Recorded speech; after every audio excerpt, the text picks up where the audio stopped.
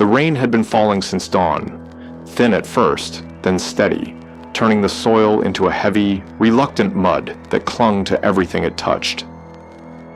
It was March the 12th, 1945. The war, at least on paper, was nearly over. But for the men inside Lieutenant William Carr's M4 Sherman tank, the end of the war felt as far away as the stars hidden behind the gray German sky. Across the fields near a small village in western Germany, smoke drifted in slow, uncertain curls from what used to be farmhouses. Roof beams sagged under the weight of ash. Windows gaped open like hollow eyes. The air hung thick with damp soil, diesel fumes, and that faint metallic tang that every soldier knew.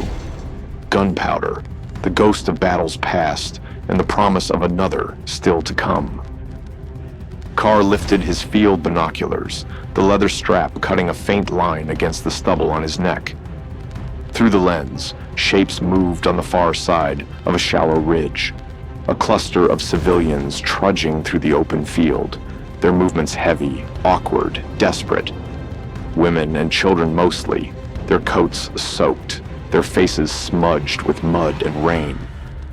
A small boy stumbled and fell face first into the muck. A woman, his mother perhaps, rushed to lift him, her hands trembling as she brushed his hair from his eyes. Carr frowned. Something didn't fit. The rhythm of their movement was wrong, too slow, too deliberate.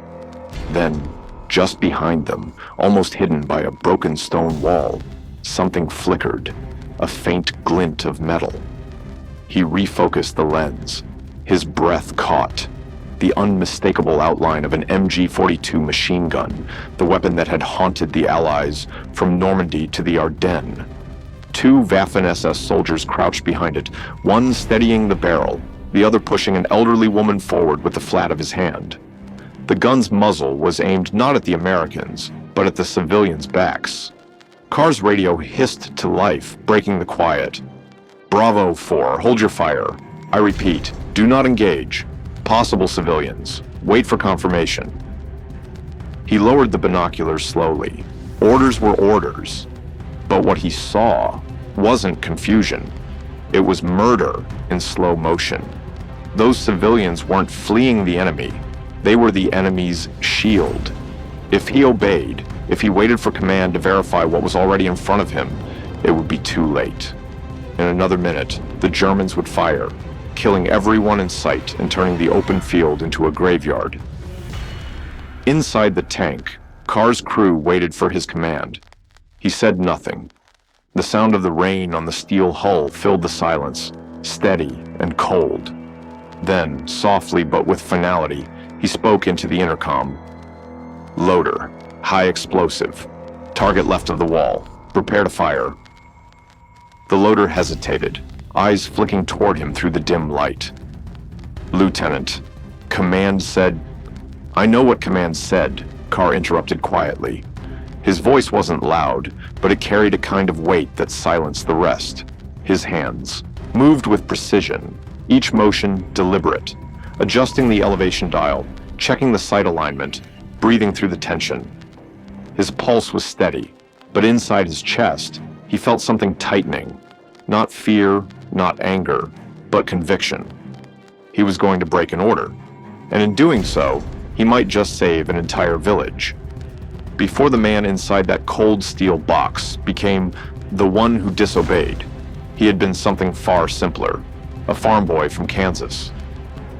William Carr grew up in a place where the horizon was flat and endless, where the wind rolled over wheat fields like ocean waves, and life was measured in seasons, not headlines. His father, Charles Carr, had been a World War I veteran who came home quiet and distant, never speaking much of what he'd seen.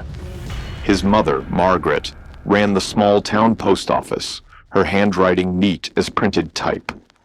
William had grown up with dirt under his fingernails and an engineer's curiosity in his head. He liked fixing things, the rusted farm truck, the windmill that squealed through the night, the old radios that picked up distant voices crackling through static. He never imagined he'd one day command a tank. When the Japanese bombed Pearl Harbor in 1941, he was 19, standing by the family radio with his father. 2 weeks later, he enlisted. By 21, he was training at Fort Knox, learning the anatomy of the M4 Sherman. He absorbed every technical manual, memorized every component. The engine's growl, the recoil rate of the 75mm cannon, the way the treads felt under tension. His instructors admired him, calm, measured, reliable. "Carr doesn't talk much," one sergeant said, "but when he does, it's worth listening." He never sought attention. He followed protocol like scripture. Orders were not suggestions. They were the foundation of discipline, the line between order and chaos. And yet, in the cold rain of March 1945, that same line was about to blur. By then, Carr was a first lieutenant in Bravo Company, 2nd Armored Division, hell on wheels. He had fought across France, crossed into Belgium, and pushed deep into Germany's crumbling defenses. He had seen entire towns leveled by artillery, roads lined with burned-out trucks, and faces, too many faces, frozen in disbelief. He had seen men die from hesitation as much as from bullets. He knew what it meant when command said, "Hold your fire." The order made sense on paper. The front was chaotic. The enemy was desperate. And desperation breeds deception. The Wehrmacht was collapsing, but the Waffen-SS, the elite, fanatical corps, refused to surrender. They no longer fought for victory. They fought to make the Allies bleed as long as possible. They hid among civilians, disguised themselves in peasant coats, forced villagers to walk in front of them to trigger mines or draw fire. 1 week before Carr's encounter near Kallstadt, another American armored unit had entered what looked like an abandoned hamlet. A child, no older than 10, approached the lead tank, waving a white flag. The crew held their fire. Moments later, a grenade exploded inside the hatch. The child had been forced to carry it. The story spread like wildfire through every division in the sector. Command responded swiftly. A new directive came down from headquarters. Simple, absolute, unbending. Do not fire unless confirmed hostile. In doubt, hold your fire. Carr understood why. Civilians were protected under international law. A single mistake could become a scandal, undoing months of progress and feeding the enemy's propaganda. The policy was clear. Waiting was safer. Waiting was moral. Waiting was strategic. But war, Carr had learned, doesn't always allow for waiting. That morning, his tank sat half buried in mud at the edge of a small ridge. Rain traced lazy lines down the armor plates. The world was gray.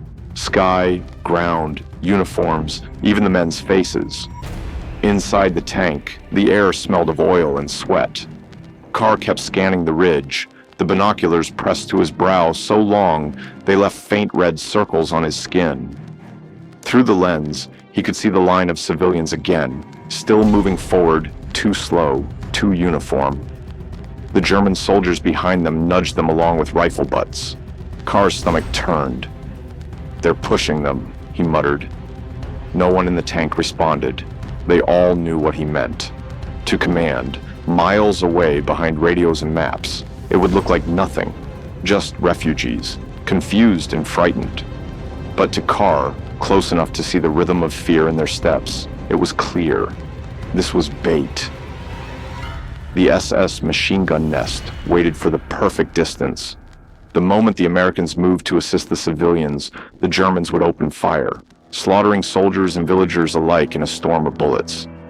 He could almost feel the weight of the decision pressing against him. Years of training, discipline, obedience, all of it said, wait for orders. But another voice, quieter and older, whispered something else. The voice of his father, the man who never spoke of his war, but once told him, "Son, sometimes you don't get time to ask permission to do the right thing." Carr looked again through the scope. The SS gunner adjusted his weapon. The barrel tilted upward, ready. Rain slid down the cold steel. A woman tripped. The child beside her reached for her hand. The gunner's finger hovered near the trigger. Carr's own hand moved first. Loader. Fire. The shot cracked through the mist like thunder. The shell screamed across the field, cutting through the rain in a perfect arc. A second later, the collapsed stone wall erupted into flame and dust. The MG-42 vanished in a burst of orange light, its echo rolling across the valley.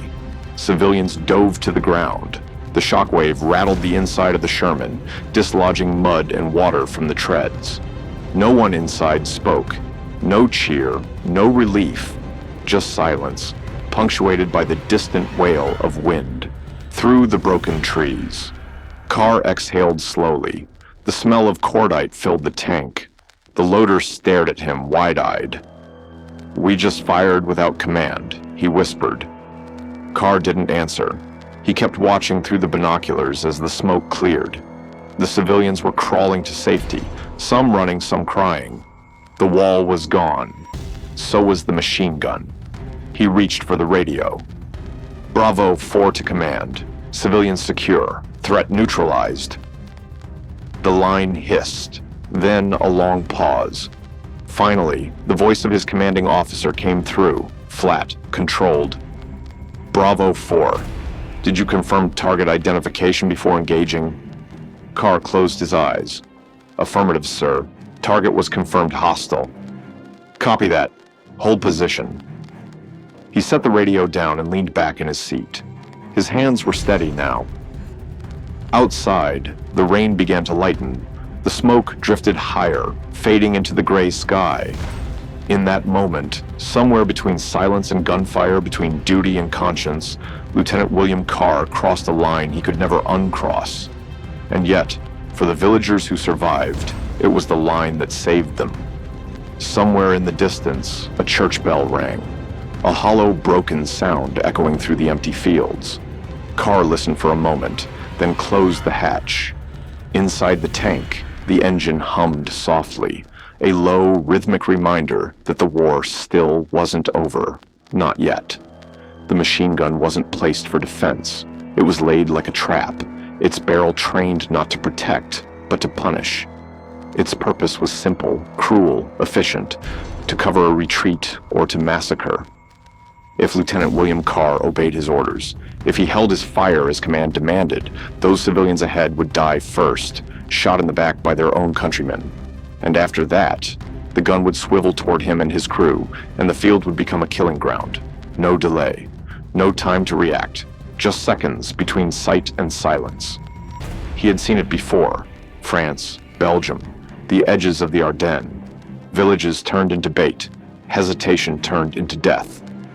He had seen squads cut down because someone waited too long for permission that would never come. Now, here it was again. Only this time, he held the power to stop it. But stopping it meant something else. It meant disobedience. It meant risking a court-martial, a career erased, maybe prison. The radio had been crystal clear. Hold your fire. And yet, from where he sat, rain running in thin rivulets across the armor, binoculars pressed against cold steel, holding fire didn't feel like caution. It felt like surrender. Worse, it felt like complicity. Carr was standing at the edge of the impossible. To fire meant punishment, but to wait meant death.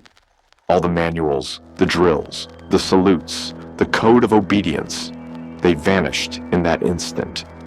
What remained was the picture before him, a mother clutching her child, a soldier loading his weapon, and one tank commander caught between conscience and command.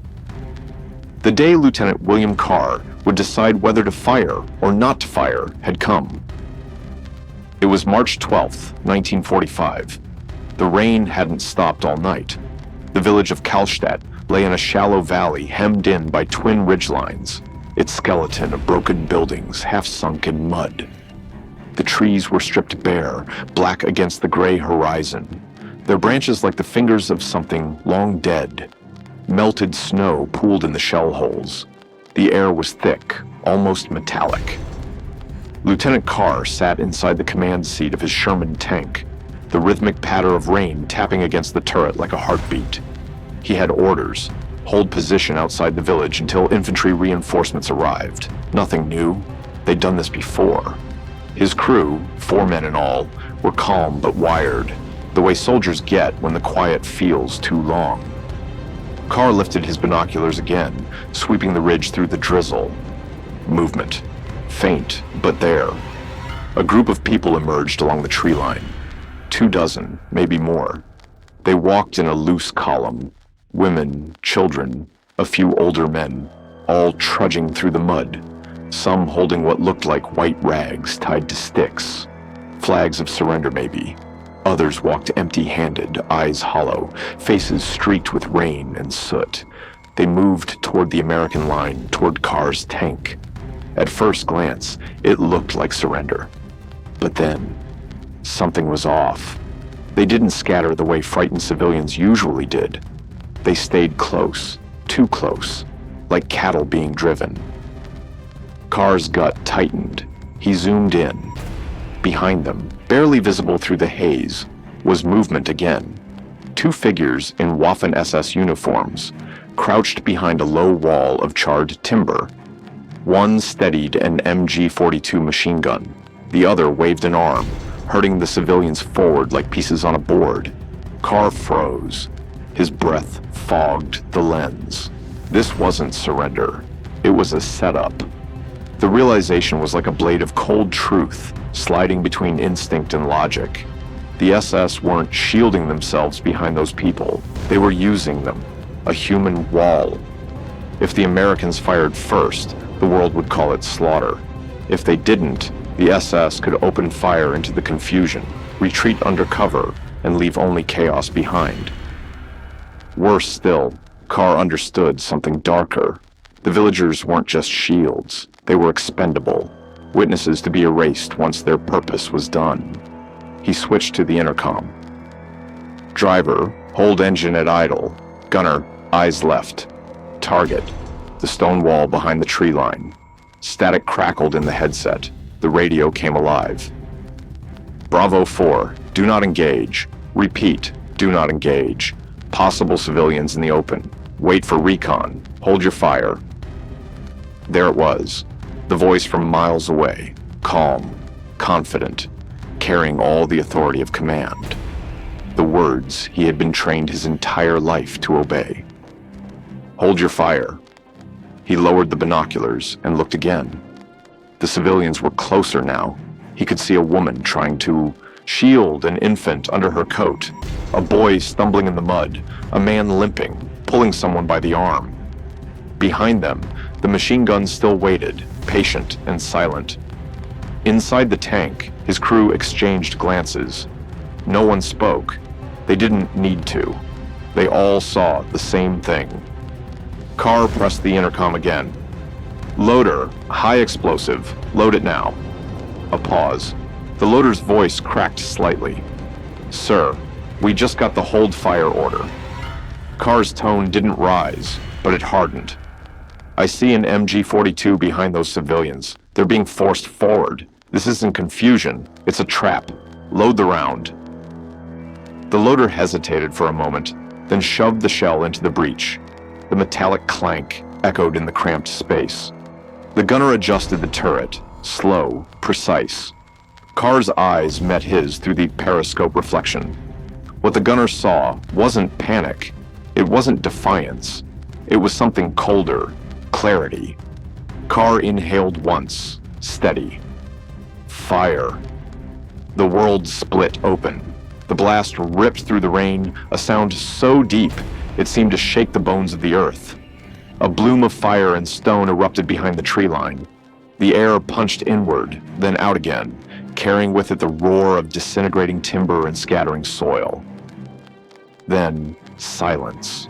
Screams followed, sharp, distant, not from the villagers, but from the German soldiers who had manned the gun. Smoke unfurled across the ridge like a gray curtain. The civilians fell to the ground, covering their heads, frozen in disbelief. A woman clutched her child tighter. A young boy raised his arms instinctively in surrender, as if still unsure whether he was alive. Carr's hands gripped the rim of the hatch until his knuckles turned white. His pulse hammered in his ears. He leaned out, scanning through the binoculars again. The MG-42 was gone. The wall was gone. And so, it seemed, was the threat. He let out the breath he'd been holding. For a long moment, no one spoke. Inside the tank, the air was thick with the acrid scent of gunpowder and oil. The loader finally whispered, "We just fired without command."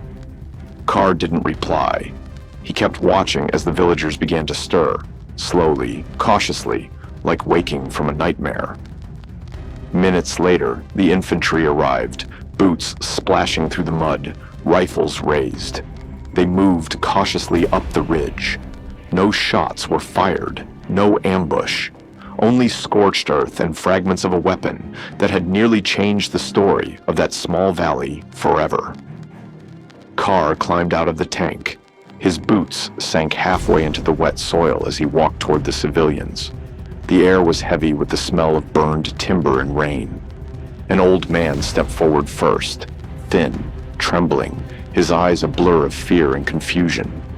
He said something in German, words Carr didn't understand, but one stood out. Kinder, children. He pointed toward the smoking ridge, then at Carr, then back again. His voice broke. Another woman reached out and gripped Carr's sleeve. Her hands were cold, shaking. She pointed toward two lifeless shapes near the wall, the SS soldiers, and then, unexpectedly, she hugged him. Carr stood frozen, unsure what to do. He had expected reprimand, suspicion, investigation, not gratitude. That night, back inside his tank, he wiped soot from the turret and wrote a letter home to Kansas. The words came slow. He tried to describe what had happened, but everything he wrote felt too small for what the day had carried. He had made a choice that broke every rule he had sworn to follow. Yet, as he looked back on it, it didn't feel like rebellion. It felt like necessity. Command's order had been given from miles away, through radio static and incomplete intelligence. It had been a blanket directive meant to prevent mistakes. But on that field, surrounded by mud and rain and the fragile weight of human lives, he had seen the truth. The tight formation, the fear etched into faces, the unnatural discipline of those steps. It hadn't been chaos. It had been control. He knew what would come next. There would be questions, paperwork, consequences. But deep down, Carr also knew that if he had waited, if he had obeyed, those mothers, those children, and perhaps even his own men would now be names on a casualty list. The radio had said, "Hold your fire." But sometimes, he thought, holding fire meant letting evil do its work uninterrupted. And he hadn't come all this way, from the fields of Kansas to the ruins of Europe, to let that happen. The next morning, the summons came. Carr was ordered to the battalion command post. His crew didn't speak as he climbed out of the tank. They didn't have to. Every man there knew what this was about. The logs were clear. He had fired against direct orders. That never went unnoticed. Not in the U.S. Army, not even with victory so close you could almost taste it. The tent was smaller than he expected. Mud pooled around the entrance. Inside, the air smelled of wet canvas and coffee gone cold. Major Harold Winslow, the battalion's executive officer, sat behind a folding table stacked with typed reports. He didn't look up at first. "Lieutenant Carr," Winslow began, his voice level, his tone clipped. "You received a ceasefire order at 1400 hours yesterday, yet your tank discharged one high-explosive shell at an unverified target. Explain." Carr stood straight, boots muddy, jacket soaked, the brim of his cap dripping. "Yes, sir. I observed an MG-42 machine gun team behind a group of civilians. I made a judgment call to protect the lives of those civilians and my crew." Winslow finally looked up. His expression didn't change, but his brow twitched. "A judgment call," he repeated slowly. "Lieutenant, are you aware how many civilians have been killed by faulty judgment in this sector?" Carr nodded once. "Yes, sir. I've seen the aftermath. That's why I fired. Because I've also seen what happens when we hesitate. Silence. Followed, long, heavy, broken only by the rain drumming softly against the canvas above. Winslow sighed, the kind of sigh that carried both weariness and restraint. He leaned back in his chair. We'll need to verify your account. There will be a full inquiry. You may be relieved of command pending review. Dismissed for now. Carr saluted sharply, then turned to leave. No argument, no defense. He had already made peace with his decision. Outside, the rain had thinned to a mist, the valley below wrapped in the low-gray fog. Somewhere far off, a bell rang from a church that no longer had a roof. Carr stopped for a moment, listening. The sound echoed faintly through the damp air, a sound like memory itself. A small group of civilians from Karlstad appeared at the edge of the American lines just after sunrise. The rain had eased by then, leaving the fields glazed in a dull sheen of water, the kind that mirrored the sky in uneven patches. They came carrying signs, scraps of wood and torn fabric tied together with wire and rope. The words were shaky, hand-painted in coal and mud. "Tankmen, save us." Among them was the woman who had clutched Lieutenant Carr's arm the day before, and the small boy in the muddy coat. Hands. Their faces were drawn, their eyes swollen from exhaustion, but there was determination in their steps. They asked to see someone in charge. An interpreter was called. Their message was simple, yet heavy with truth. The man in the tank had saved their lives. He had seen what others could not. He had fired only at soldiers, not at them. If he had waited, they said, they would be dead. The words came haltingly, translated in fragments and whispers, but the meaning was clear enough to silence the camp. Carr didn't hear this testimony directly, but word travels fast in war, faster than orders, faster than rumors. Within 2 hours, the story had spread through the ranks like a quiet current. Later that morning, a U.S. Army reconnaissance unit returned from a sweep of the ridge behind the village. They brought back photographs, sketches, and mud-caked evidence. A collapsed MG-42 machine gun nest, 2 Waffen SS soldiers dead beside it, boxes of spare ammunition, camouflage netting, and drag marks vanishing into the woods. Proof that others had fled when the first shot fell. Even Major Winslow, a man known more for his skepticism than his sentiment, stood silent after reading the report. He placed the file on his desk, stared at it for a moment, and said quietly to his adjutant, "Sometimes the men at the front see more than we do." By that evening, Carr was summoned back to the command tent. The canvas flapped in the wind as he entered, the smell of wet wool and kerosene lamps thick in the air. Winslow didn't waste time. "You're not being charged, Lieutenant," he said, his tone measured but softer than before. "You'll remain with your unit, and for what it's worth." He hesitated, eyes on the papers before him. "I think you made the right call." Carr stood at attention, water dripping from the brim of his cap. "Permission to speak freely, sir?" "Granted." "I wasn't trying to make a statement," Carr said quietly. "I just couldn't live with watching those people die. That's all." Winslow didn't respond right away. He studied Carr the way a teacher might look at a student who'd done something both reckless and necessary. Finally, he nodded. "That's more than some men can say, Lieutenant. Carry on." When Carr stepped out into the damp twilight, the world felt strangely still. He walked back toward his tank, where his crew waited, silent, patient. They didn't cheer or shout. One of them handed him a tin mug of lukewarm coffee. Another clapped him gently on the shoulder. No words. They didn't need any. They had trusted his call when the air was thick with uncertainty, and now it was clear. He had not only saved a village, but very likely saved them too. In the days that followed, the story drifted through the battalion. It wasn't told loudly, not around officers' tables, but quietly, in the spaces between rations and routine. Among the enlisted men, Carr became a quiet legend, not for defiance or heroics, but for something rarer, for seeing through deception, for acting when hesitation was the safer path, for protecting lives when the rules said otherwise. One corporal put it simply as they sat cleaning their rifles near a field stove. "The man saw a murder about to happen," he said, "and he stopped it. That's what a soldier's supposed to do." The official records reduced it to a single paragraph. March 12, 1945. Lieutenant William Carr, commanding officer of Bravo 4, discharged one high-explosive round at an unauthorized target. The shell destroyed an enemy position.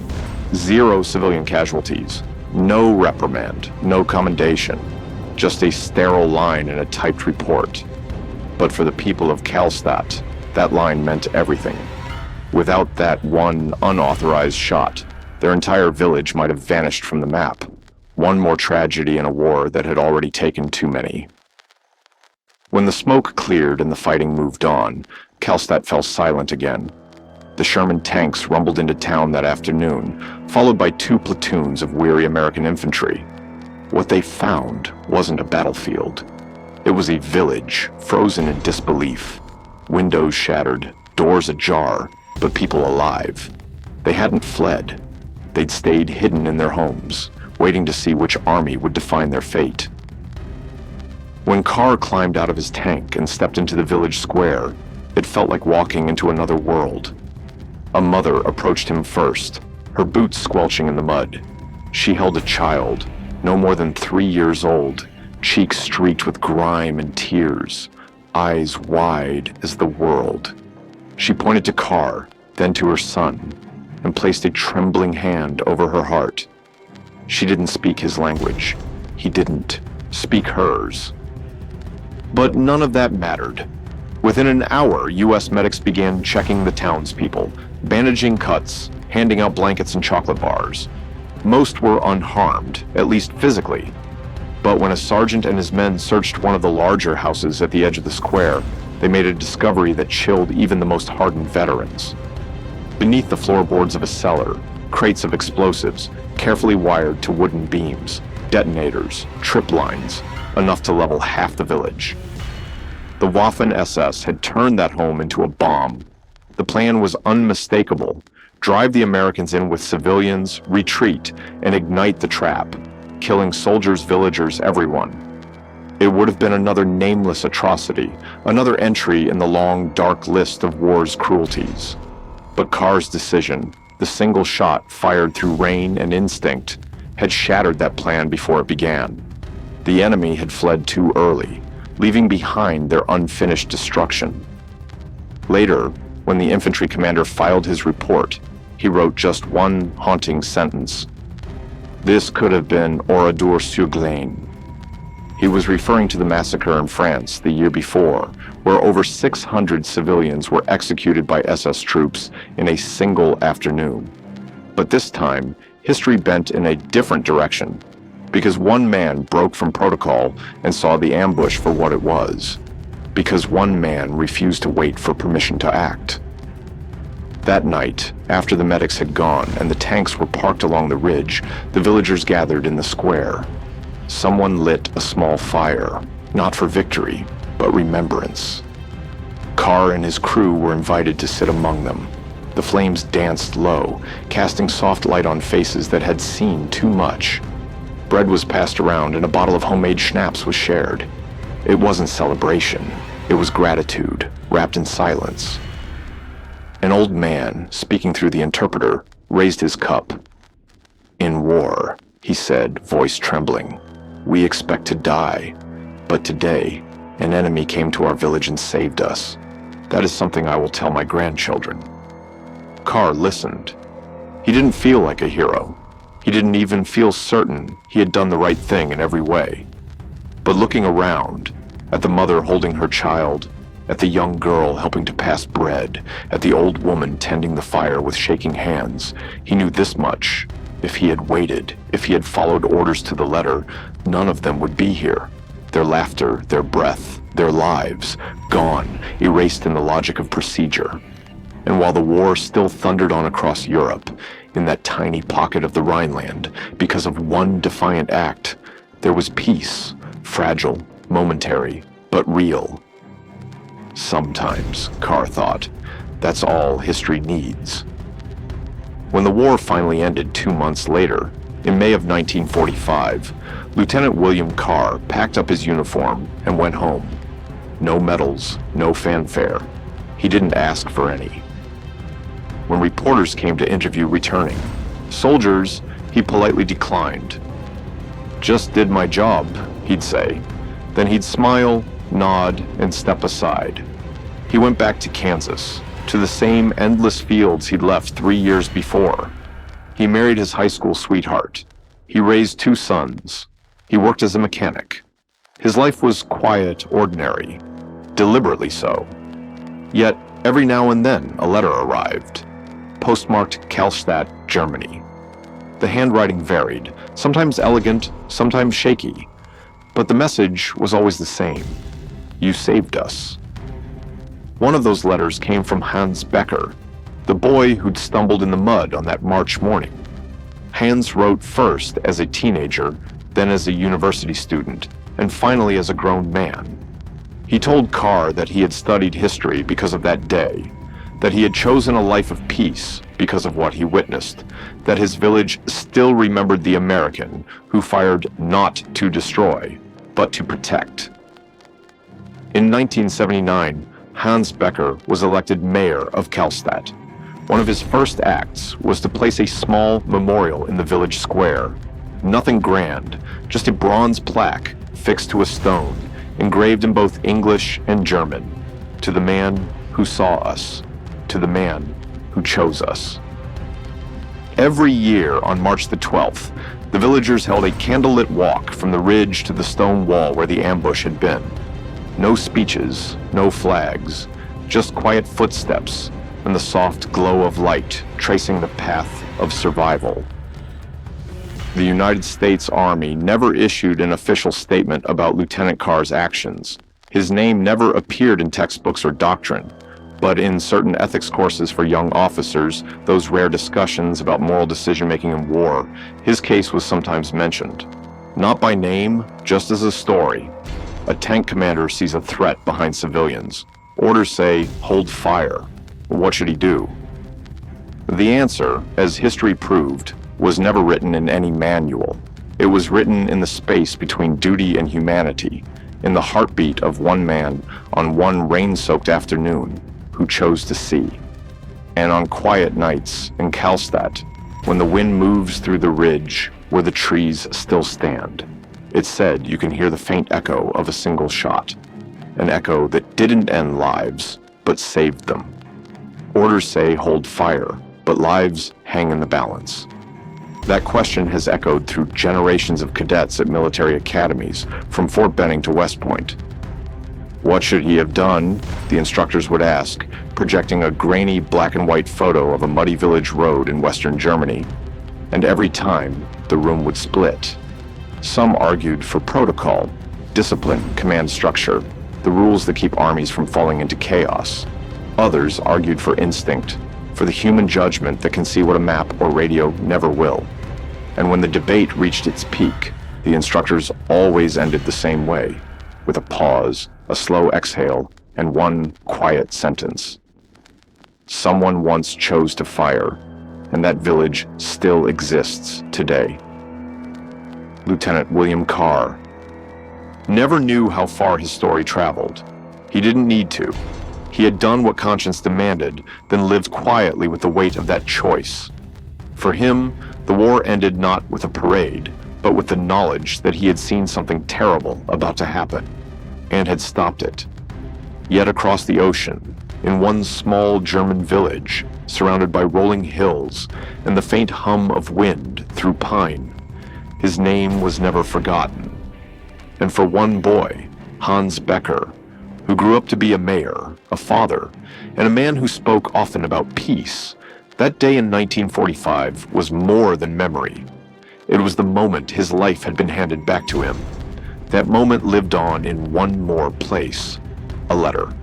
A letter written on a cold, wet night in March 1945, inside a Sherman tank parked near the edge of Kallstadt. The battle was over. The ambush was broken. The rain still fell soft and steady, tapping against steel. Inside the dim turret, Lieutenant Carr sat hunched over a small notepad, the beam of a flashlight shaking slightly in his hand. It wasn't a report or a confession. It was a letter to his wife. He didn't send it right away. In fact, it would take weeks to cross the Atlantic.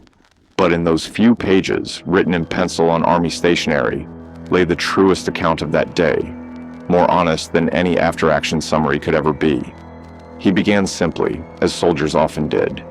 He asked about the weather back home, about how the chickens were doing. He hoped the boys hadn't given her too much trouble, and confessed he missed her baking more than rations could express. It read like 1,000 other wartime letters, mundane, human, alive. But then, halfway down the page, his handwriting shifted. The lines pressed deeper into the paper, the words slower, deliberate. "Today," he wrote, "I broke the rules. Not the kind you pay a fine for or laugh about later. I broke a direct order from command. I was told to hold fire, to wait, but I saw a machine gun behind a crowd of villagers. I saw children being shoved forward like cattle toward slaughter. I saw men in uniform hiding behind women who carried babies, and I knew what was about to happen." He paused there, the page smudged where the pencil had stopped. When he began again, the words seemed to steady. "If I had waited, if I had followed the letter of the law, those people would be gone now. 60, maybe more, including children no older than ours. So I fired once, just once, and that was enough. They lived."